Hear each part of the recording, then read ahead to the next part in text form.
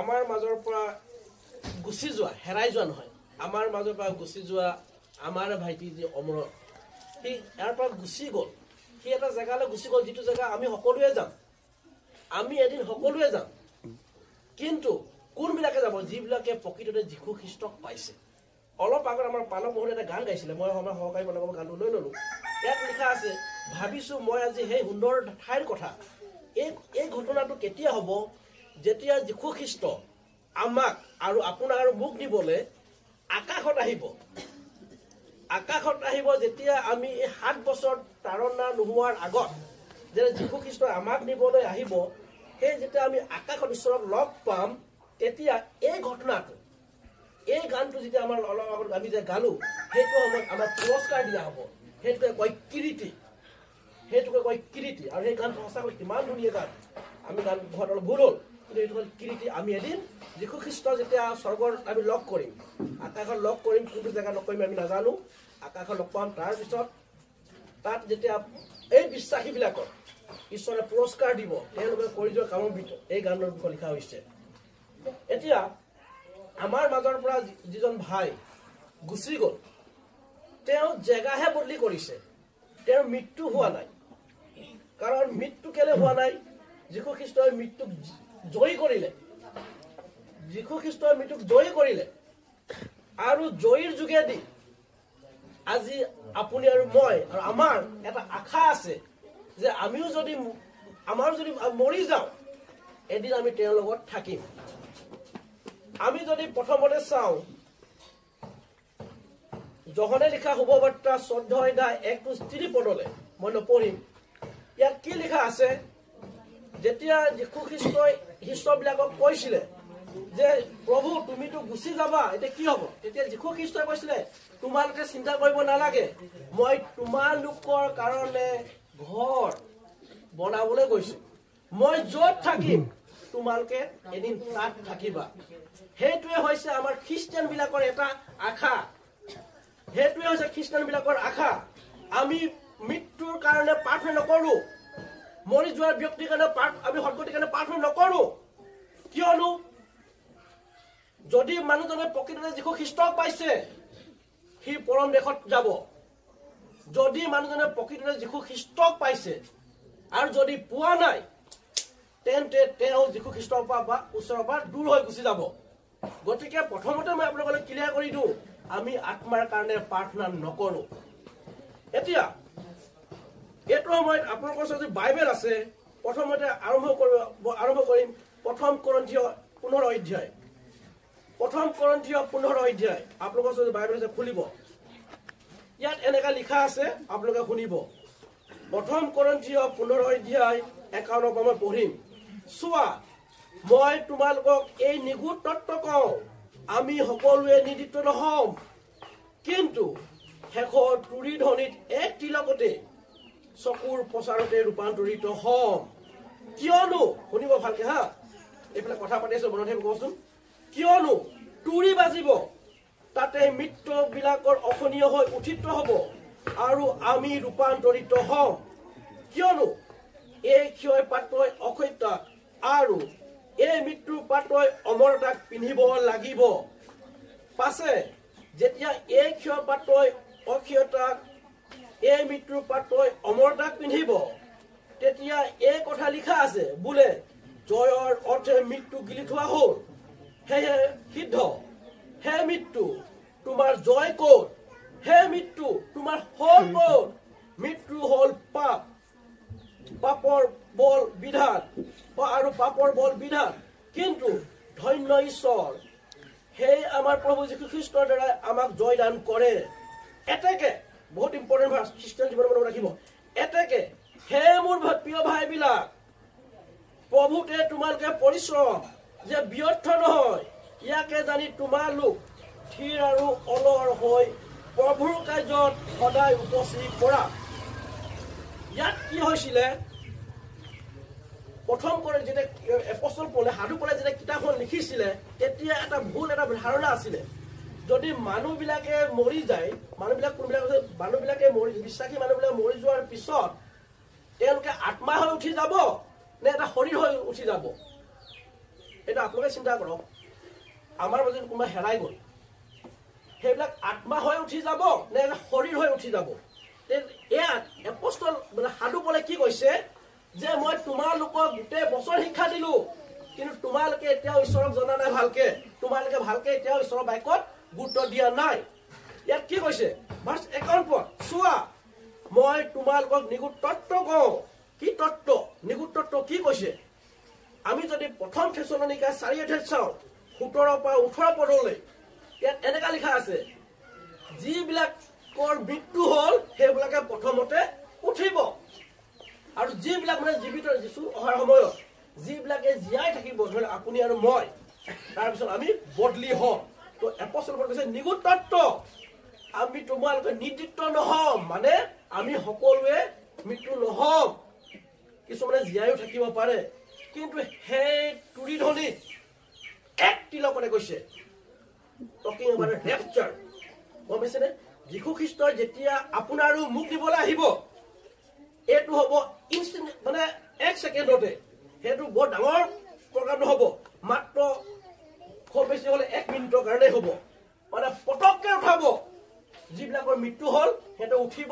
আৰু যিবিলাকে জীৱিত থাকিব সেইবিলাকে উৰিব আমাৰ কিছুমানে অলৰেডি মৰিয়ে আছে টোপনি লাগিলেই তাৰপিছত কি কৈছে এক তিলকতে চকুৰ প্ৰচাৰতে ৰূপান্তৰী হ'ম কৈছে মানে যিবিলাক আমি জীয়াই থাকিম আমি সকলোৱে বদলি হৈ যাম আমাৰ শৰীৰটো কথা কৈছে আমাৰ শৰীৰটো বদলি হৈ যাব কিয়নো তুৰি বাজিব কৈছে তুৰি বাজিব ডাঙৰ এটা মানে ধূপ এটা চাউণ্ড আহিব বুলি কৈছে তুৰি বাজিব যিটো তুৰিৰ যোগেদি মৃত্যুবিলাক অক্ষীণ এতিয়া যিবিলাকৰ মৃত্যু হ'ল এতিয়া ধৰি লওক আমাৰ ভাই অমৰৰ মৃত্যু হ'ল মই বিশ্বাস কৰোঁ সি মদু খাব পাৰে যদি সি প্ৰকৃততে ঈশ্বৰক পাইছিলে নিশ্চয় সি ঈশ্বৰৰ লগত আছে পৰিত্ৰাণটো আপুনি আৰু মই দিয়া নহয়তো মানুহক পৰিত্ৰাণটো আপুনি আৰু মই লাইচেঞ্চ দিয়াটো নহয়তো এজন বেবিচাৰীও স্বৰ্গৰাজ্য যাব এজন চুৰো যাব মনত আছিলে যেতিয়া যীশু খ্ৰীষ্ট ক্ৰুচত আছিলে সেই চুৰটোক কি কৈছিলে ঈশ্বৰে আজি তুমি মোৰ লগৰ পৰম দেশত থাকিবা কৈছিলে নে কৈছিলে নাই সেই চুৰজনক কিন্তু জানো সেই ধাৰ্মীবিলাকক ঈশ্বৰে কৈছিলে নেকি সেই পুৰুষবিলাক ঈশ্বৰে কৈছিলে নেকি যীশু খ্ৰীষ্ট কৈছিলে নেকি কোৱা নাছিলে গতিকে পৰিত্ৰাণ ঈশ্বৰে দিয়া বৰদান আপুনি আৰু মই দিয়া লাইচেঞ্চ নহয় গতিকে আমি নাজানো এতিয়া তেওঁৰ মৃত্যু হ'ল যেতিয়া ঈশ্বৰ আহিব এতিয়া তাৰ বডিটো দিয়া হ'ল মাটি দিয়া হ'ল নাই মাটি দিয়াৰ পিছত তাৰ পচিব নাই বডিটো পচি যাব কিন্তু ইয়াত বাইবেলে কি কৈছে যেতিয়া ঈশ্বৰ আহিব সেই যে বডিটো গোটেইবিলাক আকৌ এনেকে লগ হ'ব আৰু এটা শৰীৰ হিচাপে যেনেকে অব্ৰম যেনেকে জীৱিত ইয়াত আছিলে তেনেকে এটা বডিটো লগ হ'ব এক তিলকতে উঠি যাব কৈছে এক তিলকতে কিন্তু সেইটো সময়ত এজন মানুহৰ যিটো ভাৱ থাকে মানে হিংসা পাপ এই ভাৱটো নাথাকিব সেইটো সময়ত সি ঈশ্বৰৰ লগত উৰি যাব তাৰপিছত উঠি যাব তাৰপিছত যেতিয়া আমি যিবিলাক জীৱিত থাকিম আমি বদলি হৈ যাম সেইটোৱে কৈছে শাস্ত্ৰ গতিকে পৰিত্ৰাণটো ঈশ্বৰে দিয়া বলিদান আৰু বৰদান আমি দিয়া লাইচেঞ্চ নহয় তাৰপিছত কি কৈছে পাছে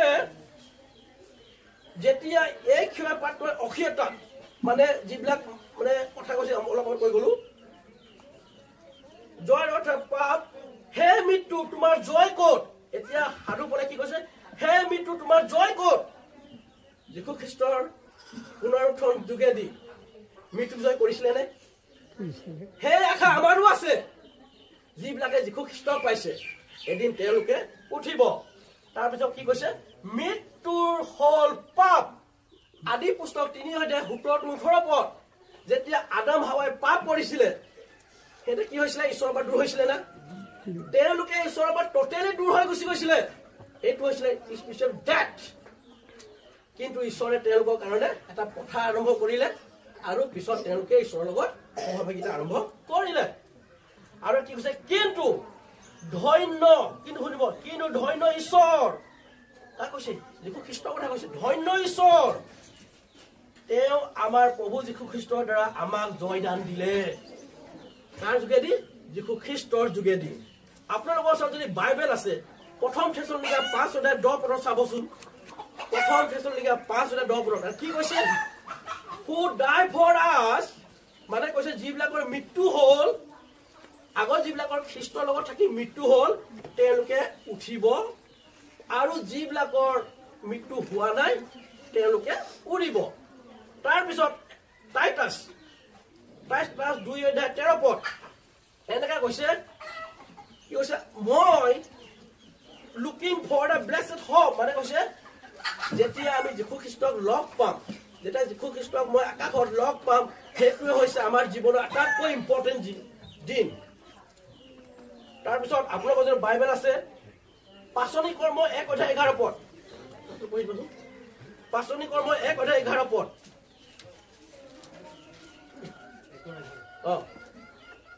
হে গালিল দেশৰ মানুহবিলাক তোমালোকে কিয় থিয় হৈ আকাশলৈ চাই আছা এই যিচুক তোমালোকৰ ঈশ্বৰৰ পৰা স্বৰ্গলৈ নিয়া হ'ল তোমালোকে যেনেকৈ তেওঁক স্বৰ্গলৈ যোৱা দেখিলা যেনেকৈ তোমালোকে স্বৰ্গলৈ যোৱা দেখিলা তাৰপিছত ঠিক সেইদৰে তোমালোকে যেনেকৈ তেওঁক স্বৰ্গলৈ যোৱা দেখিলা তেনেকৈ তেওঁ আকৌ আহিব তেনেকৈ তেওঁ আহিব কেতিয়া আহিব আকাশত আহিব থেংক ইউ আকাশত আহিব কাৰ কাৰণে আপোনাৰ আৰু মোৰ কাৰণে সেই ঈশ্বৰ নিবৰ কাৰণে গতিকে আৰু যদি আপোনাৰ বাইবেল আছে প্ৰথম থেছালনিকা 4:10 আহকচোন 4:10 মই পঢ়িম 16 পদৰ পৰা পঢ়িম কৈছে প্ৰথম থেছালনিকা 4:16 পদ এনেকা লিখে কাৰণ জয় ধ্বনি প্ৰধান স্বৰ্গদূতৰ মাত আৰু ঈশ্বৰ তুৰি বাদ্যৰ সৈতে প্ৰভু নিজে ঈশ্বৰৰ পৰা নামি আহিব প্ৰভু নিজে নামি আহিব কৈছে যীশু খ্ৰীষ্ট নিজে আহিব আপোনাক আৰু মোক নিবৰ কাৰণে কিন্তু আমাৰ মাজত বহুতে প্ৰস্তুতিয়ে হোৱা নাই আমাৰ মাজত বহুতে হেৰাই গৈছে এতিয়াও যীশুক নাজানে চব যীশু খ্ৰীষ্ট আমাক প্ৰেম কৰে আপুনি ভাল হয় বেয়া কোনো নহয় আপুনি খ্ৰীষ্টান বেকগ্ৰাউণ্ড হ'ব পাৰে যীশু খ্ৰীষ্ট নজনাকৈও থাকিব পাৰে হয়তো স্বৰ্গৰাজ্য নাযাবও পাৰে যদি অনন্ত জীৱন পোৱা নাই সেইকাৰণে গছপেল জন 3:3 পদ কৈছে ইউ মাষ্ট বৰ্ন এগেইন কৈছে মানে আমি অনন্ত জীৱন পাবই লাগিব তাৰপিছত কি লিখিছে 17 পদ পাছে আমি জীৱিত থকা অৱশিষ্ট লোকবিলাক মানে আমাৰ কথা কৈছে যদি আমি জীয়াই থাকো লোকবিলাক আকাশৰ প্ৰভুৰ লগত ল'বলৈ তেওঁবিলাকে সৈতে মেঘৰ ৰথত তুলি নিয়া হ'ল চিন্তা কৰকচোন কি আচৰিত ঘটনা হ'ব না যেতিয়া ঈশ্বৰ আহিব আৰু আপুনি আৰু মই ঈশ্বৰৰ লগত যাম কি আপুনি আৰু মই প্ৰস্তুতি আছোনে আজি আমাৰ মাজত ব্ৰাদাৰ অৱৰণ নাথাকিব পাৰে মই বিশ্বাস কৰোঁ তেওঁ জেগাটোহে বদলি কৰিলে তেওঁক ঈশ্বৰে এটা কামৰ কাৰণে পঠাইছিলে ইয়াত কৈছিলে তোমাৰ কাম হৈ গ'ল তুমি যেতিয়া আহিব লাগিব যাব লাগিব এইটো হৈও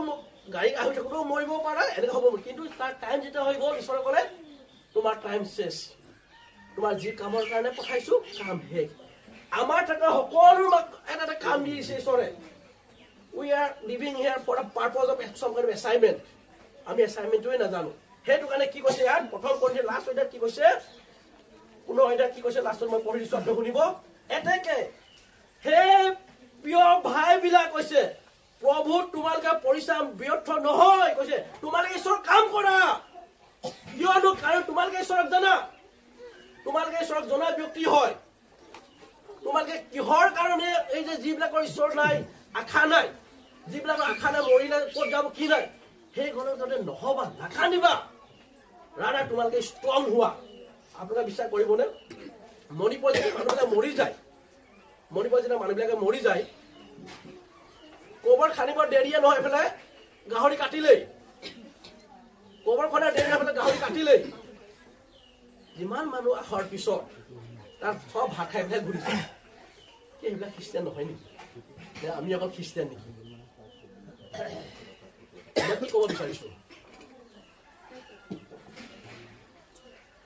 যেতিয়ালৈকে আমি অনন্ত জীৱন নাপাম যেতিয়ালৈকে এজন ব্যক্তিয়ে অনন্ত জীৱন নাপাব সি স্বৰ্গৰাজ্য নাযাব। লাষ্টত এটা কথা কৈ পেলাই মই শেষ কৰিছোঁ। এজন মিছনাৰী আছিলে। সেই যেতিয়া মিছনাৰীজন বহুত কাম কৰিলে, বহুত ভাল কাম কৰিলে, কিন্তু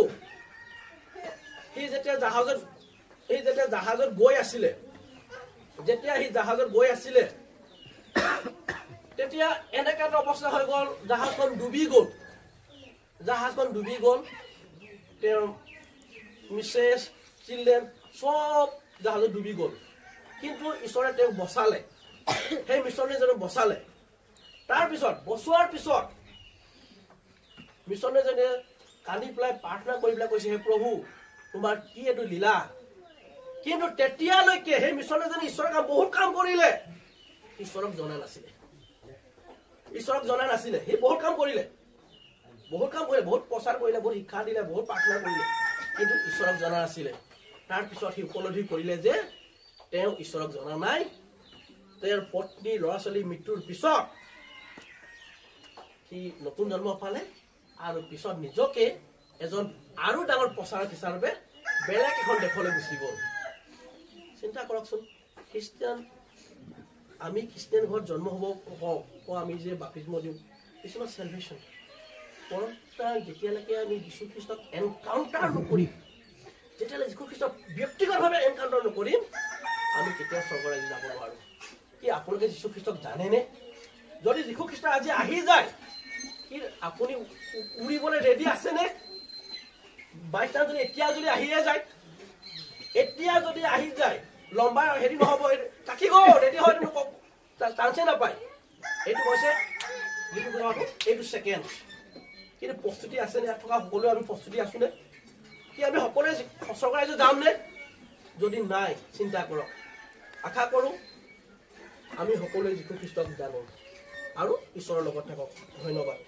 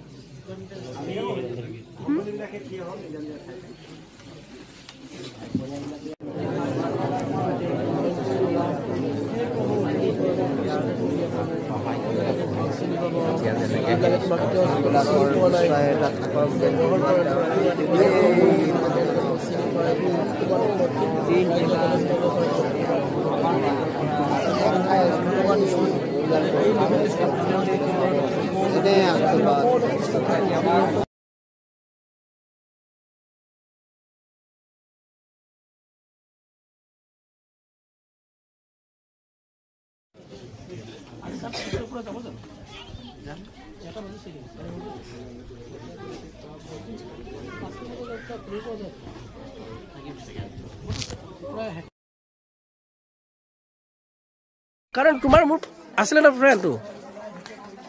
এইটো গৈ থাকে নাজানো, খালি মই পঠাইছো চাই।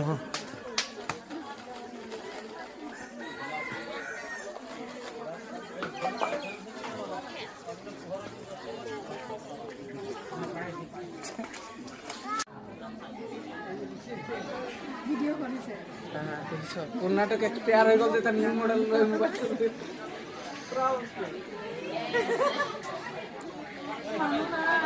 মানুহে খোৱা কেনে কৰিব লাগে খাবলৈ মানুহে নাই